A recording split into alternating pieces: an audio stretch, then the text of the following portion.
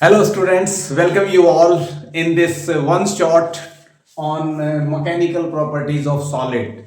आज के इस वीडियो के अंदर हमारी जर्नी रहेगी इन टॉपिक्स से. We will cover all these topics one by one. Video may be in parts, so we will cover all these until PYQs. Last में करेंगे. उससे पहले थ्योरी के अंदर हम पढ़ेंगे इसके अंदर elasticity, stress strain, Hooke's law, types of stress strain, various modulus of elasticity, Poisson ratio, elastic potential energy, breaking stress, string constant, relations between all these modulus of elasticity. So let's start. 3, 2, 1. हम start करते हैं solids की properties के बारे में. Solids की mechanical properties में सबसे पहले खास बात है कि solids are very rigid, very hard. उनकी जो शेप और साइज है वो ऑलमोस्ट कांस्टेंट रहता, चेंज नहीं होता नॉर्मली. तो सॉलिड्स आर वेरी रिजिड. उनकी रिजिडिटी और उसकी कंप्रेसिबिलिटी, ऑल दीज वो हम इन टॉपिक्स में पढ़ेंगे. तो सबसे पहले सॉलिड्स जो है, solids are very hard. Solids के अंदर जो है दे आर वेरी हार्ड और उसकी जो शेप और साइज जो है फिक्स्ड शेप एंड साइज. अगर उसको डिफॉर्म किया जाए, external force, very high external force अगर हम अप्लाई कर दें या बहुत ही टेम्परेचर हीट कर दें तो वो जो मेल्ट हो जाएंगे, वो एक थर्मल प्रॉपर्टीज में आएगा. उससे पहले हम यहाँ पे मैकेनिकल प्रॉपर्टीज तक लिमिट रखेंगे. तो अगर बॉडीज को डिफॉर्म कर दिया जाए बाय यूजिंग एक्सटर्नल फोर्स तो उसमें क्या होता है, वो उसका रेजिस्ट करती है. बॉडी अपनी शेप को चेंज होने में रेजिस्ट करती है. मान लिया ये कोई रोड है एक, अगर इसको मैं यहां पे एंड पे इसको टाई कर दूं, अगर मैं यहां पे फोर्स लगाऊं इस एंड के ऊपर, what will happen, it will try to resist. यहां पे एक्सटर्नल फोर्स लगाया है, इससे क्या होगा, इसकी लेंथ चेंज होगी. इट विल इलोंगेट, इंक्रीज होगी लेंथ. तो simultaneously there will be a restoring force. यहां इंटरनल फोर्स यहां पे एक आएगा, उसको बोलेंगे restoring force. That force will resist the change. Deforming force अगर इसकी शेप को चेंज कर रहा है तो restoring force is trying to bring the body back to the original shape, original state. उसी को बोलते हैं हम इलास्टिसिटी. तो इलास्टिसिटी क्या है, जब हम किसी बॉडी को डिफॉर्म करने की कोशिश करते हैं तो इलास्टिसिटी एक प्रॉपर्टी है बॉडी की जिसके अंदर रेस्टोरिंग फोर्स क्या करता है, उसको रिफॉर्म करता है बॉडी को. Restoring force try to reform the body वापस ओरिजिनल स्टेट में. तो व्हाट इज इलास्टिसिटी, सबसे पहले ये प्रॉपर्टी है, this is property of body to bring the body, bring it to original state, original state when it is deformed, when it is deformed. जब उसको deform करते हैं तो जिस प्रॉपर्टी उसको वापस उसी स्टेट में आने के एफर्ट करती है थ्रू दिस रेस्टोरिंग फोर्स. ये रेस्टोरिंग फोर्स जो है इसके थ्रू ये वापस आती है. तो इसके बाद आता है हमारा स्ट्रेस. बॉडी को अगर डिफॉर्म करेंगे, अगर बॉडी ये रेजिस्ट नहीं करेगी तो इसके अंदर there will be no stress. Stress is due to restoring force. तो स्ट्रेस जो है, stress is nothing but it is the restoring force, restoring force acting per unit area, acting per unit area. तो ये होगा हमारा stress. Simply इसको हम F by T लिखें, F बाय ए लिखेंगे, sorry, this is stress. It may be denoted by T. तो stress को हम टी से डिनोट कर सकते हैं, force acting per unit area. ये जस्ट लाइक प्रेशर है ये. तो इसकी यूनिट्स हो जाएंगी हमारी न्यूटन पर मीटर स्क्वायर. तो दिस इज स्ट्रेस. तो स्ट्रेस जो है it may be of two types. Stress, if stress is due to the normal force, stress को हम कैटेगराइज करेंगे दो कैटेगरीज में, normal stress, normal stress, and second is our tangential stress.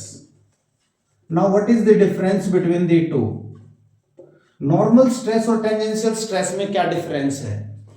अगर कोई बॉडी है, उसको जैसे मान लिया यही मार्कर है, इसको अगर हम इस सरफेस एरिया, जो एरिया ऑफ क्रॉस सेक्शन है, इसके परपेंडिकुलर इसको स्ट्रेच करते हैं या इसको कंप्रेस करते हैं, ऐसे कंप्रेस करते हैं, तो दिस इज नॉर्मल स्ट्रेस यहां पे। और इसकी सरफेस के पैरेलल अगर कोई फोर्स लगता है, दैट इज टेंजेंशियल और शियरिंग, इसका दूसरा नाम है शियरिंग स्ट्रेस। Shearing stress. तो नॉर्मल स्ट्रेस के अंदर जो फोर्स है that is acting perpendicular to area, perpendicular to area vector, area sorry not area, plane of the area, area की जो प्लेन है सरफेस एरिया उसके परपेंडिकुलर एक्ट करता है, परपेंडिकुलर टू द प्लेन या सरफेस। यहां पे force is acting parallel to surface. This is the difference between normal stress and tangential stress.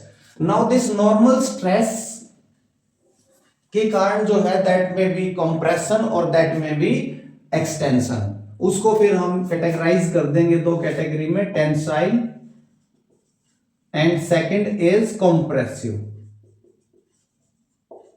That stress में भी टेंसाइल मींस वो उसको इलोंगेट कर रही है, लेंथ इंक्रीज कर रही है तो टेंसाइल, अगर वो डिक्रीज कर रही है तो that is compressive. Now next is strain. Strain क्या है? जब भी हम किसी बॉडी को डिफॉर्म करते हैं, सपोज वी स्ट्रेच इट, इसको हम स्ट्रेच करते हैं, डिफॉर्म करते हैं, तो रेस्टोरिंग फोर्स क्या है? इसका अपोज करता है। रेस्टोरिंग फोर्स अपोज करेगा तो ड्यूरिंग दैट स्ट्रेन आएगा। अगर ये रेस्टोरिंग फोर्स नहीं हो तो स्ट्रेन आएगा ही नहीं। अगर there is no restoring force तो ये एक्सटेंड हो जाएगी, स्ट्रेन फील करेगी नहीं। स्ट्रेन फील कब करती है? जब इसका अपोजिशन हो रहा है कि ये बॉडी स्ट्रेच होना नहीं चाह रही due to the intermolecular forces या बॉन्डिंग बिटवीन दी एटम्स और मॉलिक्यूल्स, तो उसके कारण इसमें स्ट्रेन आएगा। तो स्ट्रेन में है क्या? That is change in the shape और साइज। तो strain is just ratio of change in size, that is change in size upon original size, that is strain। अब स्ट्रेन को फर्दर हम तीन कैटेगरी में डिवाइड कर सकते हैं। Strain is divided into three types. Strain that is of three kinds, this is of three kinds। number one, longitudinal strain, longitudinal strain, इसमें अगर लेंथ में चेंज है, delta L, change in length upon original length, that is longitudinal strain. And और इसमें भी फिर वही tensile और कंप्रेसिव भी हो सकती है ये। And second is our volumetric, volumetric strain. Volumetric strain is as the name suggest change in volume upon original volume and there is no unit. जैसे स्ट्रेस की यूनिट थी हमारी न्यूटन पर मीटर स्क्वायर, इसकी कोई यूनिट नहीं है, no unit. कोई भी स्ट्रेन है लॉन्गिट्यूडनल, वॉल्यूमेट्रिक या शियरिंग, कोई भी उसकी यूनिट नहीं है। और थर्ड है हमारी shearing strain. Shearing strain is just a deformation और you can say change in the orientation of the body, shearing strain. इसको जस्ट एक एंगल से लिखते हैं हम, थीटा एंगल से।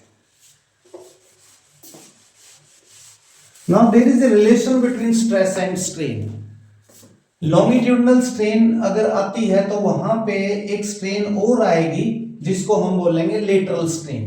जैसे मान लिया ये कोई रोड है, ये इस एंड पे टाइड है यहाँ पे, और इसको हमने एफ फोर्स अप्लाई किया इसके ऊपर, इसको स्ट्रेच कर दिया। स्ट्रेच करने से इसकी लेंथ इंक्रीज हो जाएगी, but simultaneously what will happen, its diameter will decrease, ये थिन हो जाएगी। तो यहां जो साइड में जो इसका डायमीटर डिक्रीज हुआ है तो उस स्ट्रेन को बोलते हैं हम lateral strain, that is lateral strain. तो lateral strain is simply the change in diameter upon original diameter. और लॉन्गिट्यूडनल स्ट्रेन ये हमारी डेल्टा एल अपॉन एल। अगर ये डेल्टा एल ये इंक्रीज हो रहा है यहाँ पे तो ये डिक्रीज होगा। तो इसमें इन दोनों में भी एक रिलेशन है आपस में। लॉन्गिट्यूडनल स्ट्रेन और लेटरल स्ट्रेन की रेशो को हम आगे फर्दर डिफाइन करते हैं and that term is called Poisson's ratio. तो ये टर्म मैं पहले ही डिफाइन करता हूं क्योंकि this is linked to this. तो there is a term called Poisson's ratio,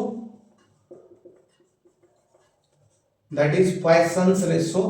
तो Poisson's ratio is denoted by sigma, maybe by mu or some other letters in other books. Generally we denote it by sigma. तो sigma क्या है? This is ratio of this lateral strain delta D upon capital D divided by delta L upon L. ये longitudinal strain और ये lateral, और यहाँ पे minus sign आएगा because volume of the solids almost constant, volume constant है। तो अगर उसकी लेंथ इंक्रीज होगी तो एरिया डिक्रीज होगा, डायमीटर भी डिक्रीज होगा। तो इसकी जो अगर वॉल्यूम कांस्टेंट है तो in that case this sigma will B 0.5, इसकी वैल्यू एग्जैक्ट आएगी 0.5। It may be less than that, इसकी जो रेंज होती है नॉर्मली 0 और 0.5 के बीच में होती है, 0.5।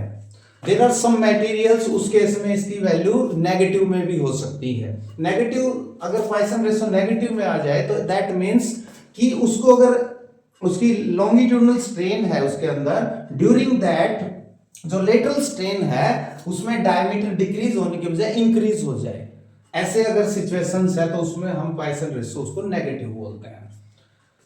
और अगर वॉल्यूम कांस्टेंट है तो इसकी वैल्यू 0.5 आएगी। ये भी आप देख सकते हो यहां से, मान लिया वॉल्यूम को मैं लिख सकता हूं area into length, and you know area, अगर ये रोड है तो इसका मैं एक सिलेंडर अज्यूम कर लेता हूं और that is pi D square by 4, इसका एरिया हो जाएगा, area of cross section, D is diameter, L is length. तो यहां से अगर इसमें चेंज देखें डेल्टा वी अपॉन वी, इसकी एरर देखें रिलेटिव एरर, तो that is equal to 2 delta D upon D, capital D हो जाएगा ये, plus delta L by L. If there is no change in volume तो ये टर्म 0 हो जाएगी यहाँ पे, और यहां से डेल्टा एल बाय एल की वैल्यू यहां पे पुट कर सकते हैं यहाँ पे। तो sigma will be equal to minus delta D by capital D divided by, इसकी वैल्यू आ जाएगी आपकी minus 2 delta small D by capital D, और ये कैंसिल होके ये प्लस और 0.5 आ जाएगा। तो Poisson ratio is a term where we find कि उसमें लेटरल स्ट्रेन कितना है अगर लॉन्गिट्यूडनल स्ट्रेन ये है। तो ये है the types of strains. Now there is a relationship between stress and strain. जहां भी स्ट्रेन होगी तो स्ट्रेस होगा, और स्ट्रेस होगा तो स्ट्रेन होगी। तो there is a very intimate relationship between the two, and that relation is known in terms of Hooke's law. तो Hooke's law क्या है हमारा? That is relation between stress and strain. Stress is directly proportional to strain. लेकिन ये जो directly proportional है ये up to एक लिमिट तक ही है, with in elastic limit, with in elastic limit. Now what is this elastic limit? मान लिया आप किसी रबर को स्ट्रेच करते हैं, ये रबर है मान लिया, इसको आप स्ट्रेच कर रहे हैं, this is strip of rubber, इसको स्ट्रेच कर रहे हैं, और when you remove the deforming force ये वापस back to the original state आ जाए, तो that limit is elastic limit. Maximum कितना स्ट्रेच करें कि वापस वहीं पे आ जाएगी। लेकिन जरूरी नहीं कि हुक्स लॉ वहां तक वैलिड है। हुक्स लॉ में स्ट्रेस और स्ट्रेन की रेशो कांस्टेंट होनी चाहिए, तो यहां पे हम एक कांस्टेंट लगाते हैं, दैट इज ई, इसको बोलते हैं कोफिशिएंट ऑफ इलास्टिसिटी। इस ई को बोलेंगे हम यहां पे कोफिशिएंट ऑफ इलास्टिसिटी। तो that is stress upon strain. तो ये बहुत इंपॉर्टेंट टर्म है यहां पे, ई कोफिशिएंट ऑफ इलास्टिसिटी, मैं लिख देता हूं इसको, that is coefficient of elasticity. अब कोई भी बॉडी हाईली इलास्टिक कब कहलाएगी? जब ये वैल्यू हाई होगी उसकी, इट मींस उसको उसमें जो है स्ट्रेस ज्यादा है, स्ट्रेन कम है, ये रेशो हाई होनी चाहिए।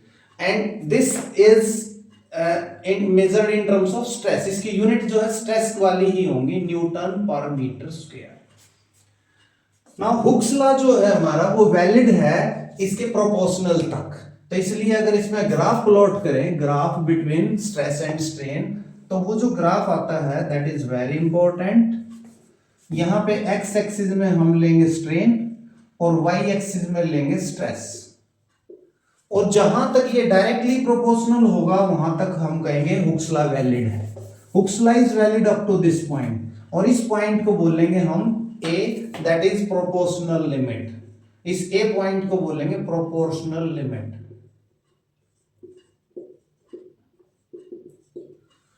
तो this is Hooke's law, stress is directly proportional to strain up to this proportional limit. उसके बाद अगर हम स्ट्रेन दे रहे हैं या स्ट्रेस बढ़ा रहे हैं तो स्ट्रेन उसके प्रोपोर्शनल नहीं बढ़ेगा, बल्कि यहां पे स्ट्रेस कम है स्ट्रेन ज्यादा है, तो इस पॉइंट को बोलेंगे हम इलास्टिक लिमिट। अगर यहां से भी हम स्ट्रेस इसको रिमूव कर लें, डिफॉर्मिंग फोर्स रिमूव कर दें यहां पे, तो वापस बैक बॉडी उसी स्टेट में आ जाएगी, उसकी स्ट्रेन जीरो हो जाएगी, वो as good as original state में पहुंच जाएगी। तो इस बी पॉइंट को बोलेंगे हम इलास्टिक लिमिट।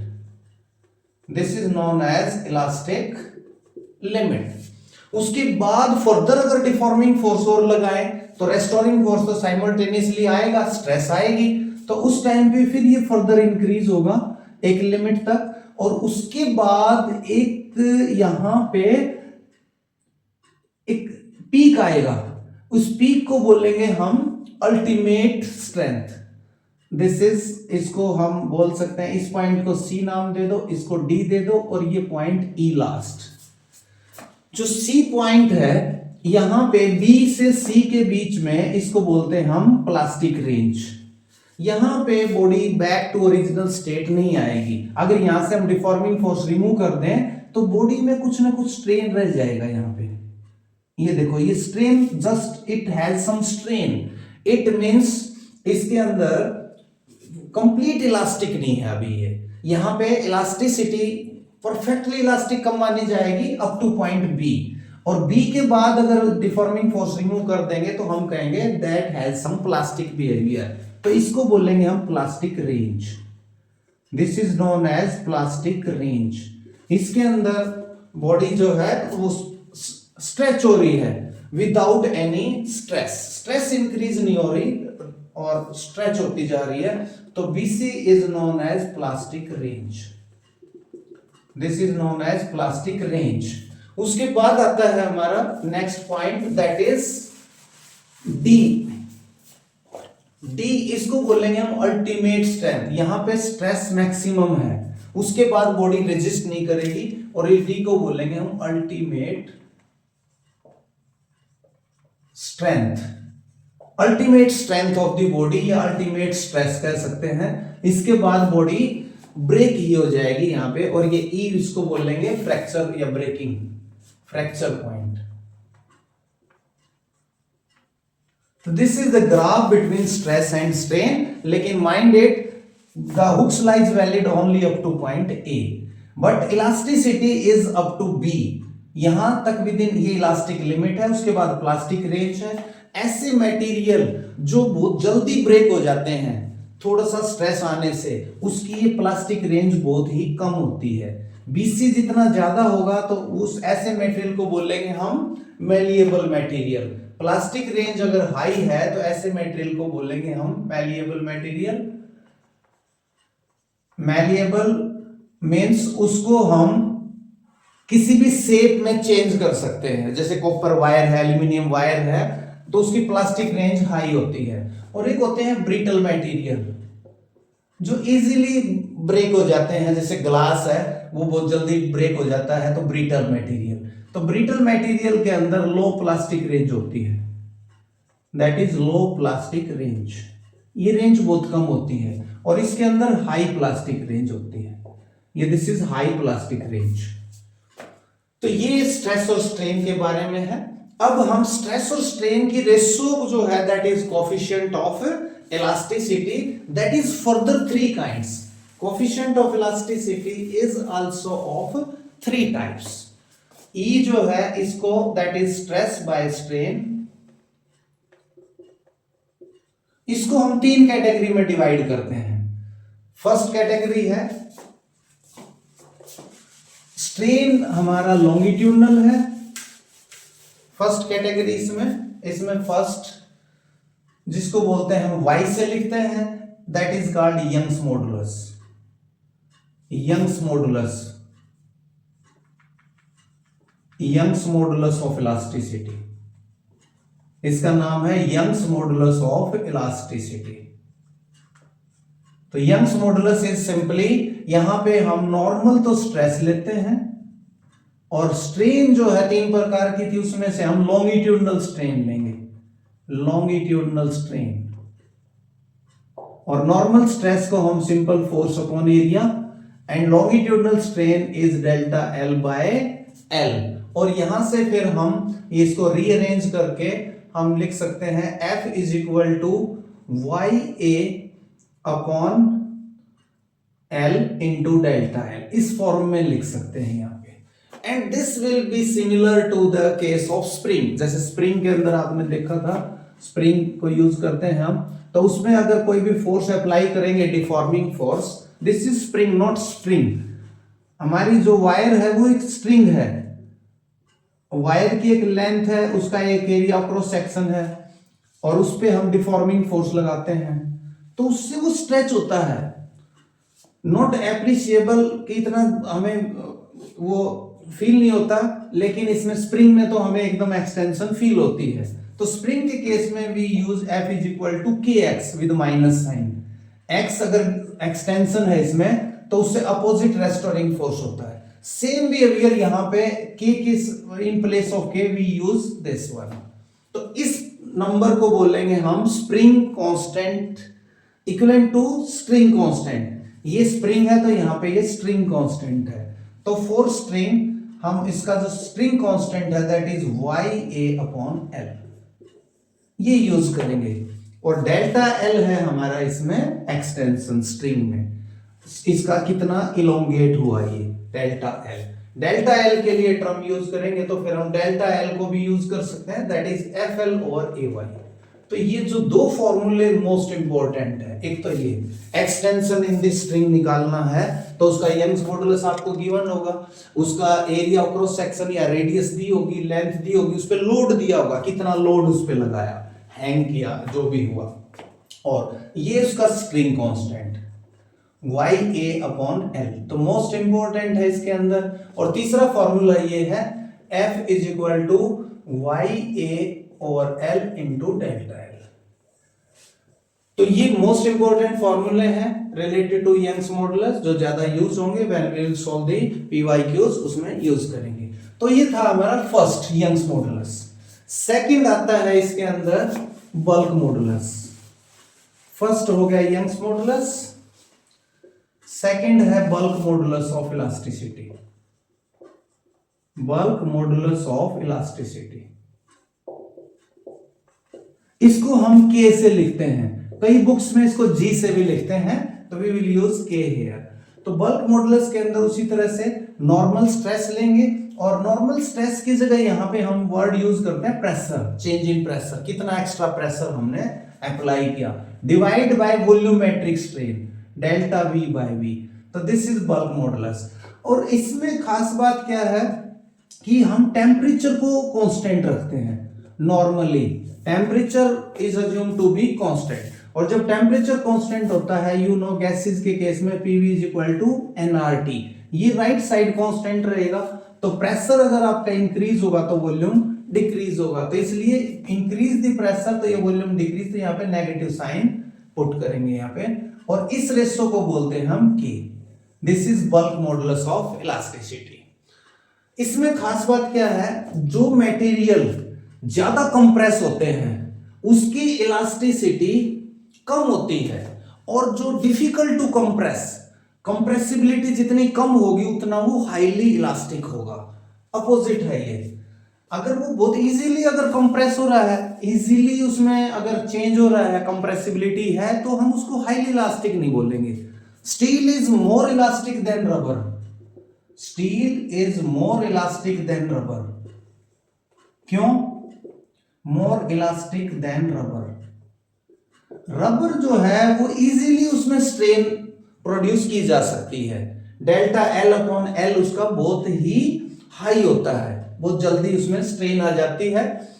लेकिन स्टील के अंदर वेरी डिफिकल्ट, तो जिसका यंग्स मॉडुलस हाई होगा, जिसका y की वैल्यू हाई होगी, तो वो हाई इलास्टिक होगा। तो यहाँ पे y जो है हमें पता है, y Young's modulus stress by strain. तो रबर के अंदर स्ट्रेन हाई होती है, इसलिए उसका यंग्स मॉडुलस कम है। स्टील के अंदर स्ट्रेन बहुत ही कम होती है, यंग्स मॉडुलस हाई है।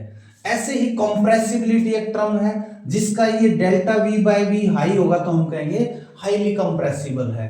तो compressibility is nothing but delta V upon V, इसको कंप्रेसिबिलिटी बोलते हैं हम यहाँ पे। तो कंप्रेसिबिलिटी का रेसिप्रोकल है हमारा बल्क मॉडुलस। तो बल्क मॉडुलस कंप्रेसिबिलिटी जो है, जो ज्यादा कंप्रेसिबल होगा तो ये डेल्टा वी बाय वी की वैल्यू हाई होगी, तो उसका बल्क मॉडुलस लो होगा। तो bulk modulus is inverse of compressibility, bulk modulus of elasticity. तो लिक्विड के केस में हम इसको यूज करते हैं, जिसमें वॉल्यूम बाय कंप्रेशन जो हम वॉल्यूम को चेंज कर सकते हैं, सॉलिड्स में नहीं करते। और तीसरा टर्म है हमारा इसके अंदर, that is modulus of rigidity. Third term है modulus of rigidity, modulus of rigidity. और एक इसका नाम है और शियर मॉडुलस ऑफ इलास्टिसिटी, इसका नाम दूसरा है शियर मॉडुलस ऑफ इलास्टिसिटी। ये भी है, इसको हम इटा से लिखेंगे, इटा, some also call it ईटा, जो भी whatever, I don't mind। तो इसमें हम डिफाइन करेंगे इसको, ये सिंपली इसको थीटा से हम डिनोट करते हैं। इसमें जो स्ट्रेन होती है, शियर स्ट्रेन, वो थीटा होती है। लेकिन व्हाट इज दिस, एक बार यू अंडरस्टैंड इट। मान लिया एक टेबल है कोई भी, ये इसकी लेग्स हैं, ये टेबल है, ये इसकी लेग्स हैं, और ये फिक्स कर दिया हमने, लेग्स को फिक्स कर दिया, टेबल की लेग्स को। अगर हम ऊपर से परपेंडिकुलर फोर्स लगाएंगे, that will be normal stress, तो उससे इसका जो ओरिएंटेशन चेंज नहीं होगी। अगर हम साइड से फोर्स लगाएं पैरेलल टू दिस सरफेस, ये जो सरफेस है टॉप सरफेस, इसके पैरेलल फोर्स लगाएं, तो in that case if these legs are fixed, तो in that case what will happen, this will shift right side, ये यहां से थोड़ा सा राइट साइड शिफ्ट हो जाएगी, ऐसे ये पॉइंट यहां पे शिफ्ट हो जाएगा, ये थोड़ा सा यहां पे शिफ्ट हो जाएगा इन दिस वे, और ये यहां पे शिफ्ट हो जाएगा, और ये कुछ इसकी पोजीशन हो जाएगी यहां पे ऐसे, ये भी ऐसे यहां पे थोड़ा सा शिफ्ट हो जाएगा। तो ये जो एंगल है इसको बोलेंगे हम shearing strain, this is shearing strain. और ये जो फोर्स जिस एरिया पे, जो भी एरिया है ये, that is force per unit area, that is shear stress। तो this eta is nothing but the ratio of this F by A shear stress, shearing stress divided by this theta, and this theta may be calculated using simple theta is equal to this distance को मैं x मान लेता हूं और इसको मैं मान लेता हूं n, तो this theta is simply x by l, length of this theta is taken very small। और ये जो शियर मॉडुलस ऑफ इलास्टिसिटी है, shear modulus that liquids can not sustain, liquids में शियर मॉडुलस नहीं हो सकता, क्योंकि लिक्विड तो फ्लो कर जाएंगे, सॉलिड्स के अंदर ही होता है। सॉलिड्स ताकि उसको बियर कर जाए, they will resist and they will come to, जैसे पोल वोल्ट होता है, पोल वोल्ट के अंदर वो बैंड हो जाता है, फिर वो वापस वहीं आ जाता है, तो उसके अंदर हाई शियर मॉडुलस है। तो these are the three moduli of elasticity. और इसके अंदर हमने एक नेक्स्ट यूज किया था पॉइसन रेशो। तो इनमें रिलेशंस क्या है, that we will calculate. Also क्या रिलेशन है, यंग्स मॉडुलस, ये बल्क मॉडुलस, ये मॉडुलस ऑफ रिजिडिटी, और ये पॉइसन रेशो, इनके अंदर रिलेशंस क्या है, दैट वी विल प्रूव। अगर इसमें इन तीनों में जो रिलेशन है उसको याद रखना है, तो इसके लिए 913 लिख लो ऐसे, divided by first modulus y था हमारा यंग्स मॉडुलस, इक्वल टू करो सेकंड मॉडुलस था हमारा बल्क मॉडुलस, और थर्ड मॉडुलस था हमारा मॉडुलस ऑफ रिजिडिटी, और यहां पे plus sign, this is the relation. अब इसके अलावा भी रिलेशन है सिग्मा के साथ, पॉइसन रेशो। तो पॉइसन रेशो में अगर रिलेशन इसके साथ करना है y के साथ, तो y is equal to 3k bracket 1 minus 2 sigma, एक ये रिलेशन है। हम इसको प्रूव भी करके दिखाएंगे लास्ट में, not in syllabus but you must know it how to, बहुत ही सिंपल उससे हम यूज करेंगे। और एक रिलेशन और है इसमें, इंस्टेड ऑफ के इसको इटा से अगर लिंक करें हम, तो that is y is equal to that is 2 eta bracket 1 plus sigma. तो ये तीनों रिलेशन मोस्ट इंपॉर्टेंट है और इनको यूज करके फिर हम फर्दर रिलेट कर सकते हैं। जैसे यहां पे इन दोनों को यूज करके हम सिग्मा की वैल्यू निकाल सकते हैं, यहां से इसको सिग्मा की टर्म्स में भी लिख सकते हैं दोनों को यहां से। तो we can find out all this. तो ये हमारा यहां तक हो चुका है ये सब। इसके बाद आता है इलास्टिक पोटेंशियल एनर्जी और ब्रेकिंग स्ट्रेस। ये स्ट्रिंग कांस्टेंट मैंने बता दिया, string constant is simply this one, ये दिस YA/L, इस नंबर को हम बोलते हैं स्ट्रिंग कांस्टेंट।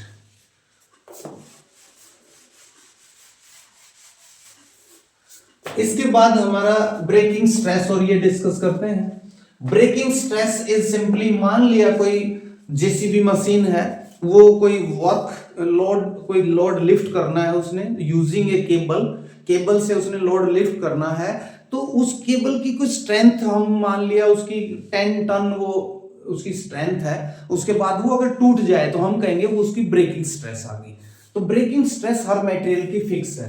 तो breaking stress is simply force upon area. तो यहां से अगर if we know the breaking stress हर मटेरियल की फिक्स है, तो वो चेंज नहीं हो सकती।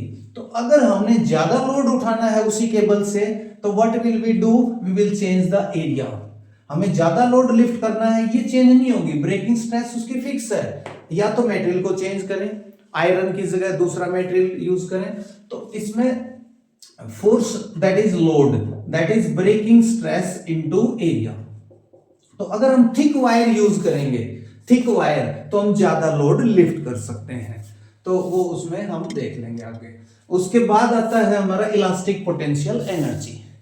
अब इलास्टिक पोटेंशियल एनर्जी जो है, इसको मैं स्प्रिंग से रिलेट करूंगा पहले, स्प्रिंग से। स्प्रिंग के अंदर हमें पता था F is equal to KX use करते थे हम विद माइनस साइन। और अगर हम स्प्रिंग को स्ट्रेच कर रहे हैं अगेंस्ट द रेस्टोरिंग फोर्स, तो work is to be done. तो that small work done can be calculated very easily.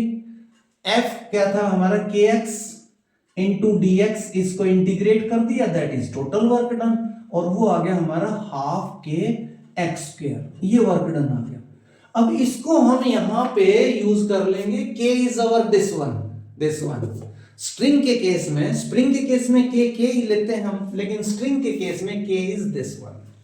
तो यहां से we can find the elastic potential energy of string को भी स्ट्रेच करता है किसी वायर को, तो उसके अंदर भी एनर्जी स्टोर हो जाती है क्योंकि वो रेजिस्ट कर रहा है। तो यहां पे elastic potential energy of string you से लिखेंगे, तो that is half of K की वैल्यू पुट कर दो ये यहां से, YA/L into X is this delta L, that is delta L²। अब इसको थोड़ा सा रीअरेंज करेंगे, कैसे, हाफ दिस इज YA/L। अगर मैं इसको L से डिवाइड कर दूं, L से मल्टीप्लाई कर दूं, तो there will be no change. तो इसको मैं यहां पे L से मल्टीप्लाई कर रहा हूं अलग से, डेल्टा L² अपॉन नीचे L² अगर मैं यूज कर लूं यहां पे, यानी कि एक एक्स्ट्रा मैंने L यूज कर लिया यहां पे L, तो यहां भी L एक तो पहले ही है, एक L यूज कर लिया और एक L यहां पे, तो ये आपका बन जाएगा strain square. This will B strain square, delta L upon L का होल स्क्वायर, और A इंटू L बाद का बन जाएगा volume. I can rewrite this term as half of Y into strain whole square into volume। A into L क्या बन जाएगा हमारा, volume. Now you know Young's modulus is stress by strain। Stress by strain. तो यहां से एक strain into Y को मैं लिख सकता हूं stress is equal to Y into strain, and this term can be written as u is equal to half of y into one strain, ये y इंटू वन स्ट्रेन बन जाएगा stress. तो stress into strain into volume, ये आपका formula आ गया। इसको बोलेंगे हम इलास्टिक पोटेंशियल एनर्जी। और एनर्जी डेंसिटी अगर लिखना आ जाए, एनर्जी डेंसिटी तो that is u, small u से लिखेंगे उसको, and that is equal to energy by volume, volume से डिवाइड कर देंगे, that is half of stress into strain. तो अब इसकी कई फॉर्म हैं। अब इसमें ध्यान ये रखना है कि क्या elastic potential energy Young's modulus के डायरेक्टली प्रोपोर्शनल है या इनवर्सली, कैसे बताएंगे? तो that depends upon the situation. Half, जैसे स्ट्रेस है, अगर मैं स्ट्रेस को y की टर्म्स में लिख दूं वापिस, तो that is y into strain, और ये स्ट्रेन स्क्वायर हो जाएगा। ये भी एक फॉर्म है। अब की बार मैं क्या करता हूं, स्ट्रेन को रिमूव कर देता हूं यहां से। You know stress by strain is equal to Young's modulus, तो strain is equal to stress by this, तो ये बन जाएगा half of stress square divided by y। यहां पे देखो y डिनोमिनेटर में आ गया, यहां न्यूमरेटर में है। तो it depends upon the situation. अगर कांस्टेंट स्ट्रेन है तो elastic potential energy directly proportional to Young's modulus है, अगर कांस्टेंट स्ट्रेस है तो इनवर्सली प्रोपोर्शनल है। तो this formula is very useful. इसके न्यूमेरिकल्स हम करेंगे एक साथ PYQs में। तो इसके बाद आता है आपका रिलेशनशिप। इनमें रिलेशंस कैसे डिराइव करें? Relations between this video will be very long, so we will do next video.